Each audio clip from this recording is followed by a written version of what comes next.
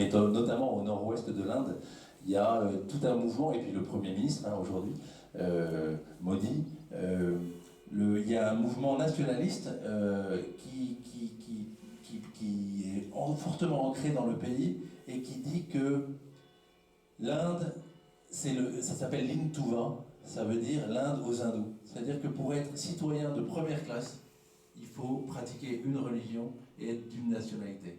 Donc ça écarte par nature les chrétiens et les musulmans qui sont considérés comme citoyens de seconde zone, de caste inférieure. Et comme cette question des castes en Inde fait partie de la vie de la société, eh bien aujourd'hui les chrétiens sont particulièrement malmenés parce qu'ils ne répondent pas à cette théorie de l'Hinduva, ils ne pratiquent pas la religion du pays.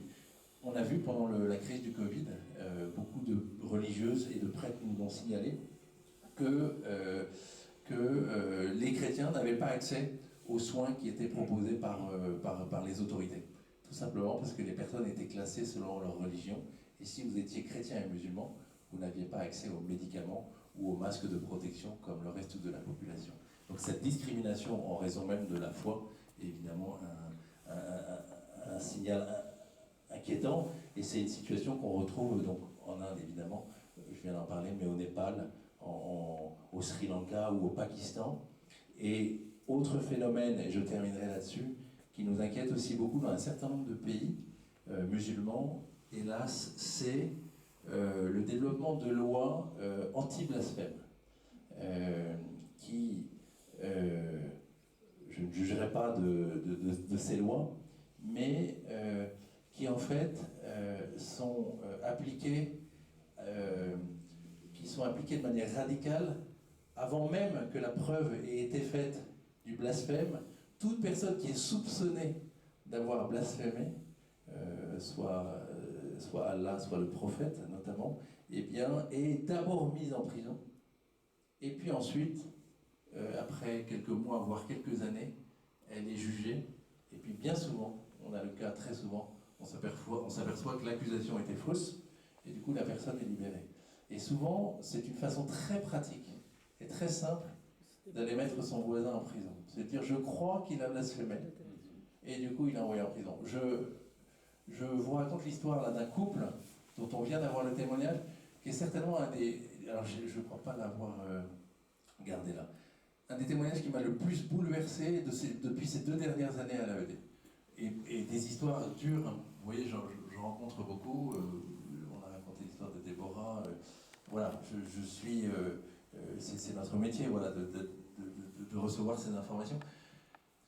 C'est un jeune couple, enfin c'est pas un jeune couple, c'est un couple qui a, au Pakistan, ils ont 5 enfants, ils sont presque illettrés, les voisins les dénoncent comme ayant envoyé un texto, c'est souvent sur les réseaux sociaux que ça se passe comme pour Déborah, ayant envoyé un texto blasphématoire contre le prophète.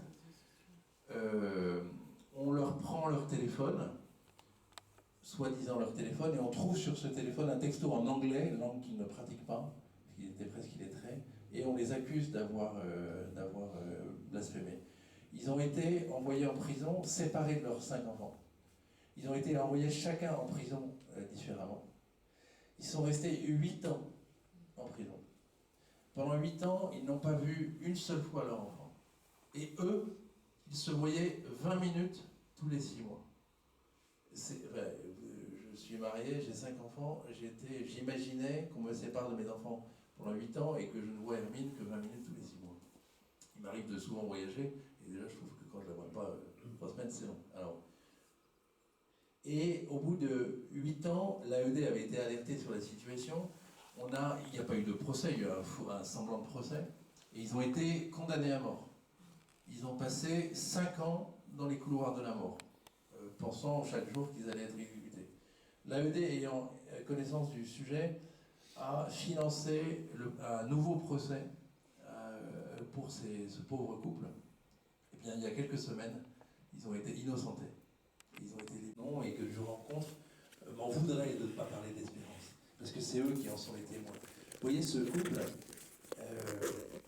il raconte comment tous les jours, pendant les 8 ans de prison, c'est la femme qui raconte ça. Ils ont récité le rosaire tous les jours. Et elle raconte de manière bouleversante comment elle a été persuadée que Marie était toujours à ses côtés pendant ses 8 ans de prison. Et elle disait, Dieu qui a traversé le ravin de la mort ne peut pas m'avoir abandonné. Et chaque jour, elle priait. Et quand elle a été libérée, avec une forme de simplicité et de pureté, elle dit, ben voilà, Dieu ne m'a pas abandonné. Comme si c'était l'aboutissement de sa foi profonde et de son espérance.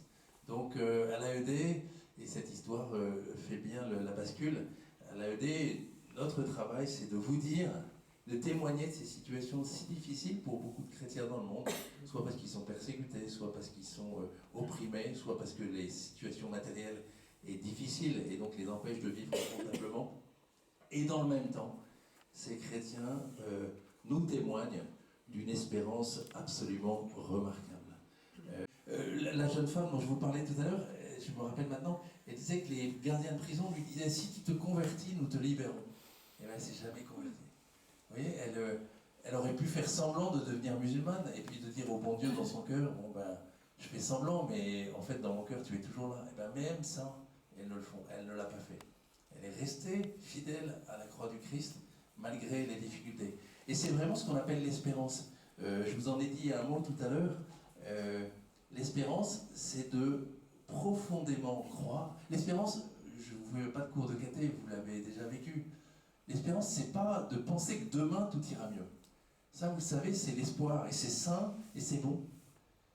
Mais on ne parle pas de ça. On parle de l'espérance qui est une vertu chrétienne, même une vertu théologale. L'espérance, c'est d'être totalement persuadé, même si tout laisse à penser le contraire, que Dieu est toujours présent à nos côtés. Et que Dieu est toujours présent aux côtés de ceux qui souffrent.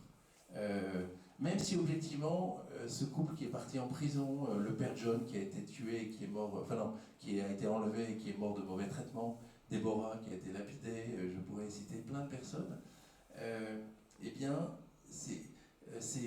tous ces témoins, ces martyrs, hein, martyr en grec ça veut dire témoin, nous disent mais Dieu est à nos côtés. Vous avez entendu les mots tout à l'heure de l'évêque de Kaduna, il dit nous souffrons, oui nous souffrons, oui nous sommes exténués, oui nous avons peur, des milliers de Nigérians ont été enlevés, mais Jésus, vainqueur de la mort, est à nos côtés. Vous voyez, donc il dit les deux, il dit la souffrance et il exprime l'espérance. Et ça, je le vois tous les jours. Quand je vais sur le terrain, les chrétiens que nous soutenons nous disent dites-leur la vérité des situations, n'oubliez pas de leur parler de l'espérance. Donc c'est pour ça que je le fais en leur nom. Parce que si c'est moi qui vous parlais d'espérance, tranquillement, dans mon bureau de région parisienne ou ici, n'ayant aucun risque d'être chrétien, en sortant de cette salle, je n'ai aucune menace contre moi parce que je suis chrétien, ça serait facile de parler d'espérance.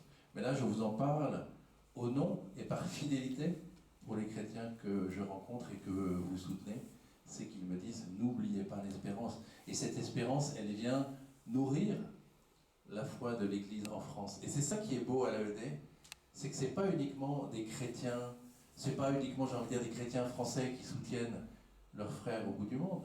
C'est qu'en retour, certes, il y a ce soutien matériel et spirituel qui est indispensable, mais en retour, l'espérance de nos frères vient nourrir notre propre foi, et notre travail, c'est d'être ce lien entre vous et puis ces chrétiens dans le monde. Quelques mots sur le miracle de l'espérance. J'ai trouvé ce texte dans un livre que j'ai lu récemment.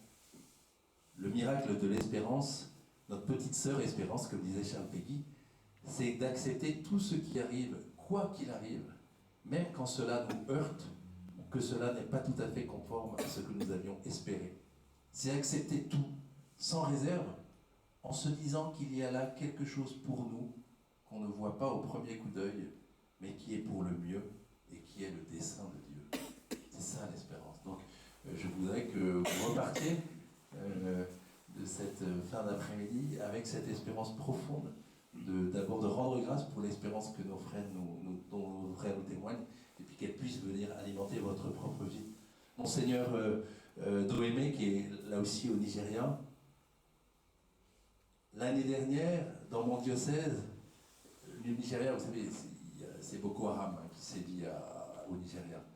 Boko Haram, ça veut dire book, c'est le livre, book en anglais, book. Haram, péché. Boko Haram. Le livre est péché. Ça veut dire que l'éducation, selon cette, je sais pas comment dire, cette secte islamiste, pour eux, l'éducation est péché. Hein, s'éduquer, se former, donc c'est devenir libre, eh bien c'est péché. Et le book par excellence, c'est la Bible. Eh bien, le programme de Boko Haram, hein, c'est l'éradication de l'éducation, de la liberté et de l'évangile. Donc, les chrétiens du Nigeria, 12 000 chrétiens assassinés depuis 2015, eh bien, Monseigneur Doémé, l'année dernière, dans mon diocèse, dit-il, il y avait plus de catholiques que lorsqu'il n'y avait pas de crise avec Boko Haram. Tant que le royaume de Dieu continuera, aucune force maléfique n'en viendra à bout. Il y a une chose que Boko Haram ne nous enlèvera jamais, c'est notre foi. Je crois qu'on a entendu ça. Donc je le dis de sa part, c'est pas moi, Benoît Blanpré, qui le dit, c'est vraiment lui, et je suis chargé de vous le dire. J'ai un autre petit témoignage. Au Burkina Faso, je parle beaucoup d'Afrique, mais j'étais très tourné vers l'Afrique ces derniers temps. J'ai rencontré un prêtre, le père Jean-Pierre, qui faisait ses études à Chartres. Et puis, j'ai eu la chance de le rencontrer, et comme j'ai rencontré un père de Cuba hier, et puis, parce qu'il avait un projet de création de radio au nord du Nigeria pour évangéliser le nord du Nigeria, et puis aussi, c'était très astucieux, pour permettre à tous ceux qui fuient le nord du Nigeria et qui partent vers le centre, par la radio, de pouvoir continuer à se donner des nouvelles dans la famille. Vous voyez, là, c'est vraiment un prêtre qui prend à bras-le-corps les sujets de ses contemporains. Donc il voulait monter ce projet de radio, donc il m'avait rencontré pour voir si on pouvait l'aider, ce que nous faisons. Et puis il m'a dit, mais je repars bientôt au Burkina, et je suis envoyé tout au nord, à la frontière avec le Mali.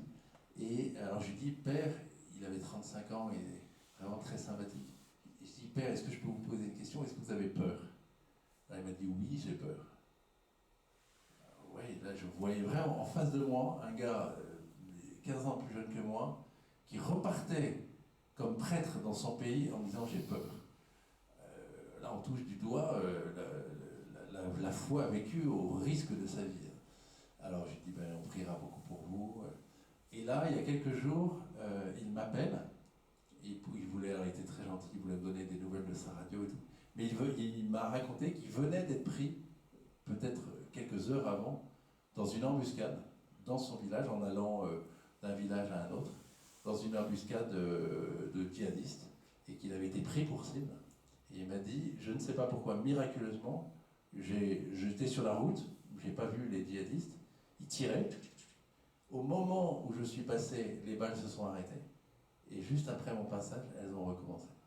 Donc il voulait me témoigner, donc ce que je lui avais dit, qu'on allait prier pour lui, avec les bienfaiteurs et puis avec l'équipe de l'AED, il me racontait ça pour me dire bah, continuez à prier pour moi, merci pour l'efficacité de votre prière. Mais vous voyez vraiment un jeune prêtre qui est envoyé au nord du Nigeria par son évêque. Quelques mois avant, il était à Chartres tranquillement et qui vit sa vie au risque de sa foi, mais qui continue à la vivre parce qu'il croit profondément que c'est sa mission et que Dieu ne l'abandonne pas. Ma deuxième source, peut-être que je peux vous lire, et après je vous parle et je termine avec ma deuxième source d'espérance. Une lettre de Saint Paul aux Corinthiens que j'ai entendue récemment, et je me disais qu'elle illustrait très bien cette question-là. Lettre de Saint Paul aux Romains. Qui pourra nous séparer de l'amour du Christ? La détresse, l'angoisse, la persécution, la faim, le dénuement, le danger, le supplice? L'Écriture dit en effet, c'est pour toi qu'on nous massacre sans arrêt, on nous prend pour des moutons d'abattoir. Oui, en tout cela, écoutez, Saint Paul, oui, en tout cela, nous sommes les grands vainqueurs grâce à celui qui nous a aimés.